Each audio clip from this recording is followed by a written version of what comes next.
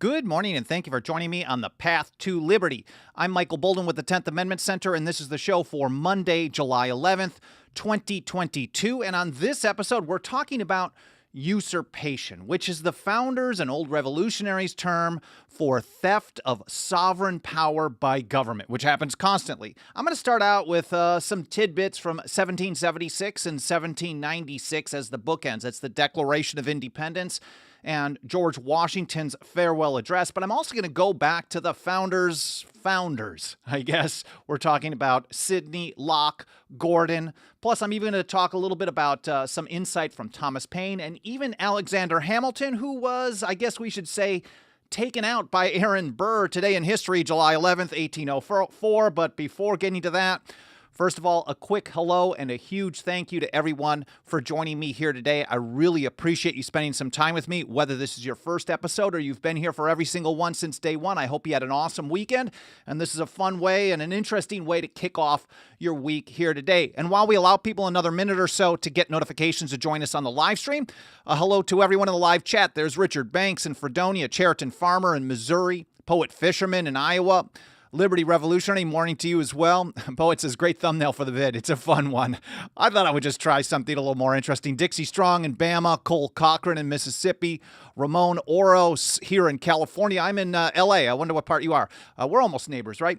Patricia Dance, Yes Man, Clay Kent, John Rizzo, also in California, Ed Hen, Haji, and everyone else. Thank you so much for spending some of your time with me today. But let's get right to this. And as I said, I want to start out with the Declaration of Independence. These are foundational principles, of course. And this is a quote that I think we're all pretty aware of. That is, when a long train of abuses and usurpations pursuing invariably the same object, evinces a design to reduce them under absolute despotism, it is their right, it is their duty to throw off such government and to provide new guards for their future security. There's a lot of phrases that we hear, but we don't think of what is usurpations. A lot of people wouldn't use this term in modern day parlance. But here's George Washington in his farewell address, which was originally drafted in 1792. He was going to leave after one term. It was drafted by James Madison, and then he was convinced to stick around. And there were some revisions done by Alexander Hamilton in 1796. This was first published September 19th of that year. Here's how Washington put it. Let there be no change by usurpation. He's basically going through this process. He's like, look, if you do not like the limitations of federal power under the Constitution, you want them to do more or less stuff, whatever it may be, don't just have them go and do things they aren't authorized to do. He said, let there be no change by usurpation. For though this, in one instance, may be the instrument of good, it is the customary weapon by which free governments are destroyed. And if we think about that in relationship to the Declaration of Independence, this is before they went through their list of grievances. They're like, look, there's this long train of abuses and usurpation. So you can abuse people by exercising power that is rightfully yours if you're in government, I guess. Well, we can have a debate on that on the side, I guess. So you can abuse people even by doing things that you're authorized to do. But on the other hand, there's a whole long train of an exercise of power that was never authorized to them. And that's really what a usurpation is. It is a theft of sovereign power. And I know I've covered this in another episode, maybe about 3 years ago, but hopefully this is an interesting new take. And if you haven't seen the other one, this is a brand new take. Here from Samuel Johnson's Dictionary of the English Language, this is a 1792 edition. Usurpation is forcible, unjust, illegal seizure or possession. So it's forcible, taking something by force that is not yours. And when it comes to government, if all power, according to the founding generation, is derived from the people, as George Mason put it, then when government does stuff that's not delegated to it, it is a usurpation of power. It is a forcible, illegal seizure of that power. We can go back a little further to the revolutionary times. Here's Nathan Bailey's English Dictionary of 1775, and he put usurpation as a taking wrongfully to one's own that which belongs to another. That's a popular term, but there's also the legal term, the enjoyment of a thing for continuance of time or receiving the profit. So basically taking something that is not theirs. That's Nathan Bailey's. And here's Thomas Paine in The Rights of Man. I think this is the second, it's just chapter 4 of Constitutions. I think this is part 2, 1791-ish. He said, all power over a nation must have some beginning. So there's a source of the power. It either must be delegated or assumed. There are no other sources. So if a government is going to exist, it's either going to exercise the power over that nation or over that state based on being delegated power from the people, or it's just going to take it and do it anyway. Those are the only two sources according to Thomas Paine. He said all delegated power is trust and all assumed power is usurpation.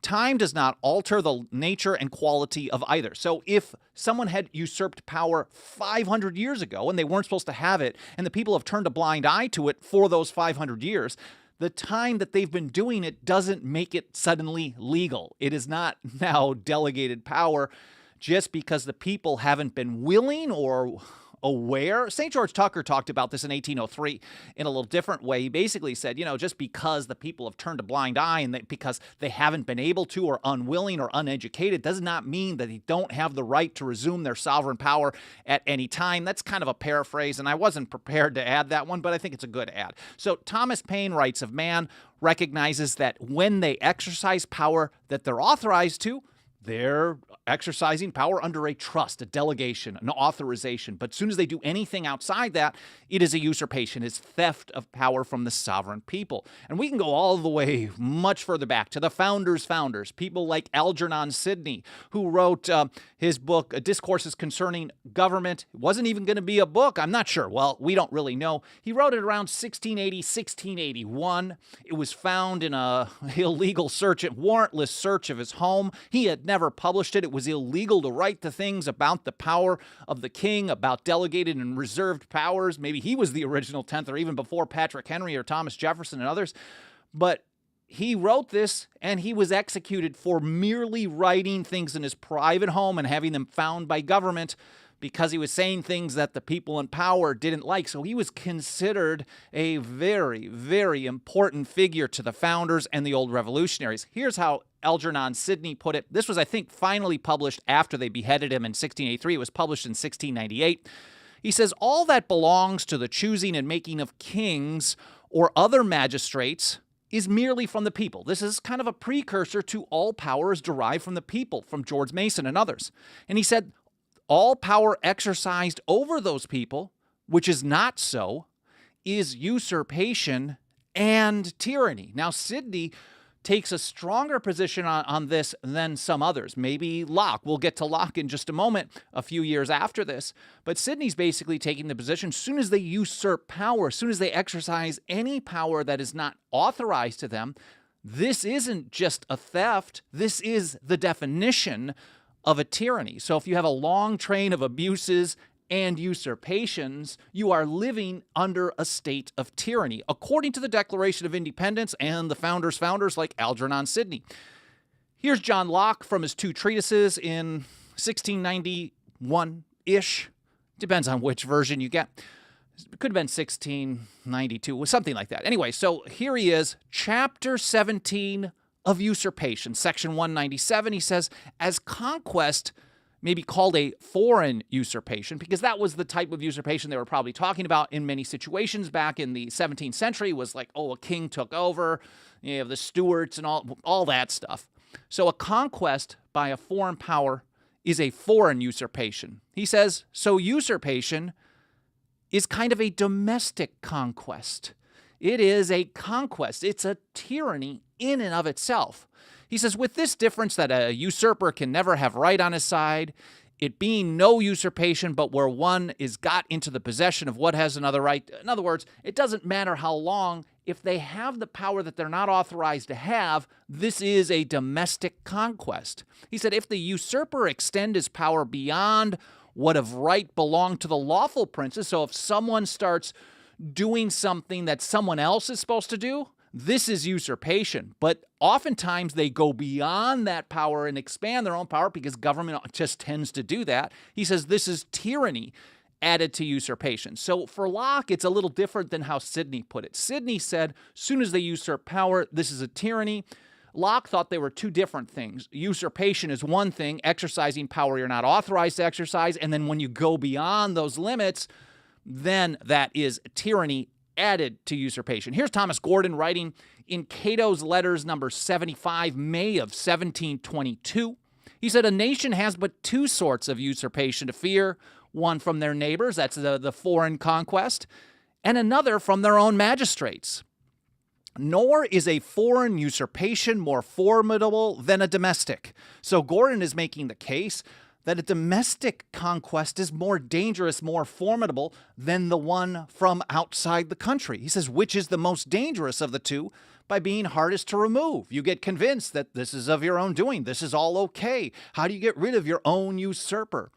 He said, they think themselves free, talking about the people, but striving to escape, find themselves caught in the chains, which had long been preparing for them, and stealing upon them. There's that term stealing in regards to usurpation. Besides, for one people undone by foreign invaders, 10 have been undone by their own native rogues who were entrusted to defend them, but instead of it either betrayed them to these invaders or seized traitorously for themselves those rights which they were sworn to preserve for others. Remember that term traitorously, because Cato talks about this, or Thomas Gordon writing as Cato in 1722, he's talking about people who exercise power that does not belong to them, as being traitors to the sovereignty, I guess, of the people. That's, I guess, a good way of describing it. He didn't use those terms. Now, it's a lot like George Washington's warning in his farewell address. You think you're free, you think you've got good things going on,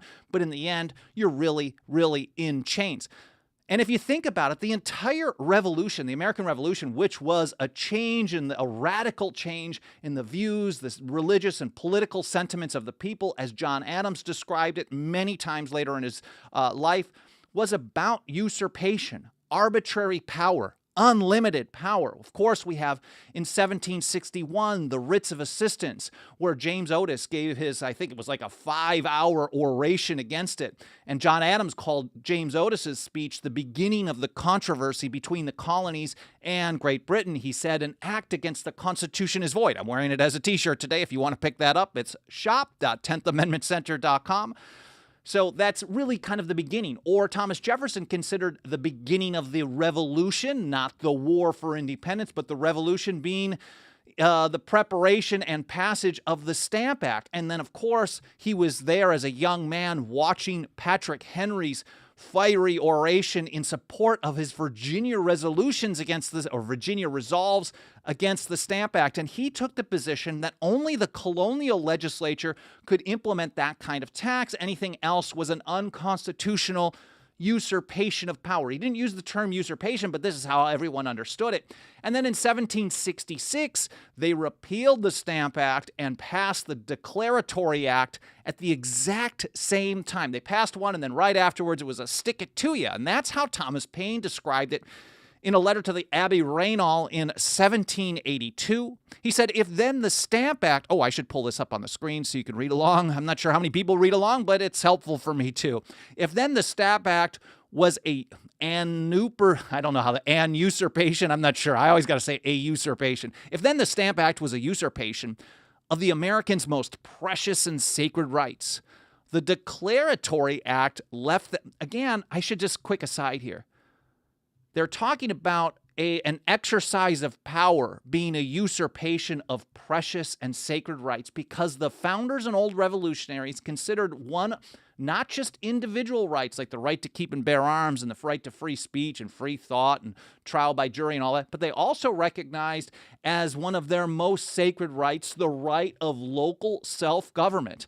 That way, when you have you fight off a problem which is a one-size-fits-all solution. When you have a one-size-fits-all solution and you have a good person in charge, they're going to do good stuff, the stuff that you like. But that person isn't going to be in charge forever. They're going to die or be deposed or get kicked out, whatever it may be, and eventually you'll have somebody else with the same amount of power. So local self-government was so essential, and it was so essential to reject centralized solutions, even if you like the short-term results. That's what Washington warned against in 1796. Now, I don't know if that was a mea culpa on his part or he was just, it's correct one way or the other, whether he followed his own advice or not.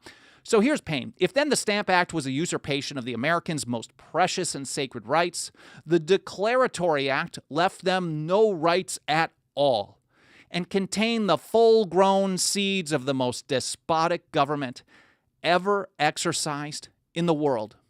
It placed America not only in the lowest, but in the basest state of vassalage, because it demanded an unconditional submission in everything, or as the Act expresses it, in all cases whatsoever. And this discussion about usurpation and then what to do about it was widely understood by the founders and old revolutionaries. It certainly made its way into the debates over ratification of the Constitution in 1787 and 1788. Here's James Iredell, who was one of the first associate justices of the Supreme Court, who was later nominated for that by George Washington. Here he is in the North Carolina Ratifying Convention in 1788. He said, "Any law not warranted by the Constitution is a bare-faced usurpation." Bare-faced usurpation was a term he used from one of those founders. I can't remember who it was off the top of my head, but it's a very, very similar approach to what James Otis had in response to the writs of assistance. An act outside of the Constitution is void. It's a matter of how do you make it void in practice when government wants to do stuff that they're not authorized to do anyway. I'm not going to get into too much detail on that, but I've got some tidbits here in just a moment. Here's William Davie, who is a governor of North Carolina. I'm pretty sure was governor at the time, also in the North Carolina Ratifying Convention. He said the federal government can be supreme only in cases consistent with the powers specially granted and not in usurpation. Of course, Federalists and Anti-Federalists alike recognize that people who had power or people who wanted power would always try to expand power once they got it. It was just a debate over whether or not the new proposed system would do what's needed to prevent that or provide the people of the several states the tools they needed to prevent it. As John Hancock put it, he said the powers reserved by the people render them secure. Notice he didn't say going to the government to limit the power of the government is going to render them secure. It's the powers reserved by the people because the people are the ultimate authority. Again, in what to do about it and kind of a 1-2 punch here. Here's Theophilus Parsons, also in Massachusetts, like Hancock. This is the same day of Hancock's great speech wrapping up that convention or ratification convention. He said, an act of usurpation is not obligatory. So you are not obliged to obey them. That's how Patrick Henry put it in 1765 in response to the Stamp Act. Like, they're not authorized to do this stuff. There's a line in the sand of who can do what around here in Virginia. And if you usurp power, the people are not obliged to obey. And that's exactly what Theophilus Parsons said in regards to the Constitution, the entirety of it. Not just internal taxes, but an act of usurpation is not obligatory. It is not law. So that's the same as Otis. An act against the Constitution is void. And Parsons continued, and any man may be justified in his resistance. And he gave a really interesting series of points regarding how state governments should be involved in that resistance, and the power of jury nullification was so essential. And I mentioned right at the introduction, of course, Alexander Hamilton, who was taken out by Vice President Aaron Burr today in history, July 11th, 1804. But even he had a very similar approach on this in Federalist 33. I don't know his motivations because Hamilton was a notorious flip-flopper. He would say things that would appeal to some of the anti-Federalists in order to get them to support ratification. And we know the Federalist Papers were primarily directed at an audience in New York to convince them to support ratification, and then he changed his mind as soon as the people he got in power, he wanted in power, had it. So I'm not sure, but he certainly made it clear to the public here in Federalist 33, talking about federal supremacy. He says, but it will not follow from this doctrine that acts of the large society, which are not pursuant to its constitutional powers, but which are invasions of the residuary authorities of the smaller societies, will become the supreme law of the land. So they're only authorized to exercise those powers delegated to them in the Constitution if they're acting in pursuance of the Constitution with their powers, then those powers' acts are supreme. He says, but anything outside of that would not be the supreme law of the land. He continued, these will be merely acts of usurpation and will deserve to be treated as such. Deserve to be treated as such. And remember that term treasonous, or what was the term from Cato? I got to see if I can pull that one up. Where is it? Traitorously. You're a traitor. And we're going to treason now as well. Let me see if I can find this one. Here's St. George Tucker in 1803, his view of the Constitution of the United States. Here's how he described usurpation, or exercise of power outside the Constitution, and how you're supposed to look at it, how you're supposed to treat it as such. He said, if in a limited government the public functionaries exceed the limits which the Constitution prescribes to their powers, every such act is an act of usurpation in the government, and as such, treason against the sovereignty of the people, which is thus endeavored to be subverted and transferred to the usurpers. Excuse me. So there's a lot in that you can unpack, but it's really straightforward. They're only authorized to exercise the powers delegated to them soon as they go beyond that. Every act, doesn't matter if it's a large one or a small one, we don't have to say it's a dangerous one, but soon as they exercise power not delegated to them, this is usurpation. And it's not the same treason as defined for punishment in the Constitution, but it is treason of a higher degree, really. He said it's treason against the sovereignty of the people. What's sovereignty? To the founders and old revolutionaries, it's final authority. We know that they lived under a system, they toiled under a system, they fought a long bloody war to get away from a system where sovereignty was in the hands of a single person or a small handful of people, the king and parliament, for example, and they had no recourse. And so that was a great part of the American Revolution. A huge part of it was the changing of view that all power comes from the people. So if government does stuff that the people didn't delegate to them, even if the people turn a blind eye or beg for it, sooner or later, if the people decide that they want to resume that sovereign power, it is up to them. And any exercise beyond that is treasonous against their final authority. Here's Samuel Adams on what to do about it. Candidus, writing as Candidus in the Boston Gazette in 1771. And I'm going to read, it's kind of a long passage and maybe isn't all super relevant, but I think it's super interesting for what we live under today.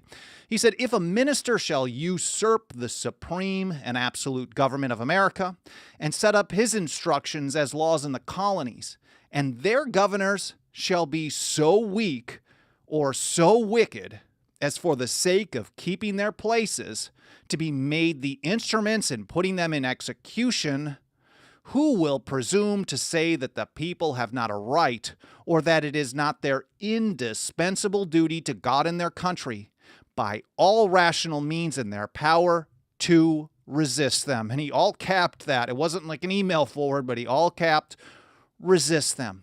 It sounds pretty familiar to what we live under in many ways today, where the governors actually just are happy to participate in the usurpation of power, facilitate it. Sometimes they oppose things to look good for one issue or another, but at the end of the day, they are all terrible. Here's James Iredell again, telling us how to deal with usurpations of power. He said, the people will resist if the government usurp powers not delegated to it. So the people, we the people of the several states, have failed for generation after generation after generation to do the job which is our indispensable duty. Our duty, that is, to defend our own Constitution and our own liberty when government refuses to do so, which of course is constantly. And this is the kind of message we work really, really hard to get out to more and more people every single day of the year. There is nothing that helps us roll up our sleeves and get this kind of work done more than the financial faith and support of our members. I just want to quickly mention, if you do want to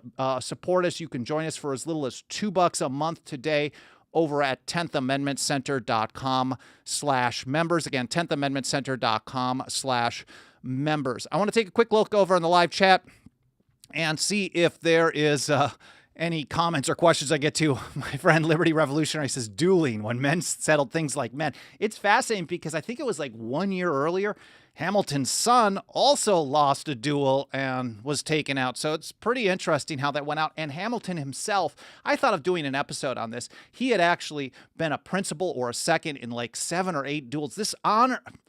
We can hate Hamilton for his political principles, but he manned up more than any of us alive today. The guy seriously stood up for what he wanted, even if he was a little shameful in his approach sometimes. Patricia Dan says the governors are wicked, without a doubt. Without a doubt. No one's living in the land of the free. Clay Kent says, check out the Kansas song, Can I Tell You? I'm not familiar with that one, but I absolutely will. Thank you. Cowboy Roy Rogers says, I thank you in behalf of all members of Freedom Restoration Foundation. I hope they get all your videos that I post. I appreciate you sharing it. I do these episodes, I post them on social, and we have audio and video versions. Of course, that's all over at 10thamendmentcenter.com/path2liberty, but absolutely nothing besides our membership program. That helps us actually do the work and bring on more people to create more content and do more stuff. But you guys sharing and commenting and liking and leaving reviews on Apple Podcasts, all that stuff really, really helps spread the word. I can't thank you enough for that support. Legalese says, Aaron Burr, a hero in the cause of liberty. And I want to thank you for your insight and help in me doing some research on the 14th Amendment. Thank you so much. I'm going to do some follow-up episodes on that sometime in the near-ish future. Scrolling through comments as well, Alan Hughes. Good morning. Well, we're just wrapping up, so hopefully you can watch the replay over there on Facebook, or you can find all the platforms we're on over at 10thamendmentcenter.com/path2liberty. And I really appreciate you spending some time with me today. If you've got comments or questions, leave it in the comments or send an email, team@10thamendmentcenter.com. We've been getting a lot of feedback lately. I primarily get to read most of it. I rarely get to reply to things, but I do when I'm able to. Thank you so much for your support. Thank you so much for being here. I hope you learned something today. I hope this was a fun episode to watch or listen to. I hope your week is off to a good start, and I'll see you next time here on the Path to Liberty.